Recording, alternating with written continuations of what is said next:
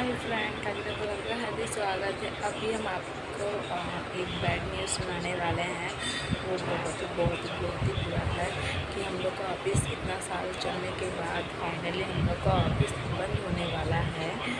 ये बात सच है कि हम लोग का ऑफिस बंद हो जाएगा अब उसी दिन। अब हम आपको अपना ऑफिस के बारे में और ऑफिस दिखा नहीं सकते और बता भी नहीं सकते। तो मेरा ब्लॉग आपको मिलेगा तो मेरा घर का या कहीं घूमने का कहीं जाके आपको मेरा ब्लॉग मिलेगा। मेरा ऑफिस ऑलरेडी सब कुछ खाली हो चुका है। आपको दिखाते हैं वहाँ उस साइड में, मतलब सब हम लोग रेडी करके रखे हैं, उस पर भेजने के लिए दिखाते हैं।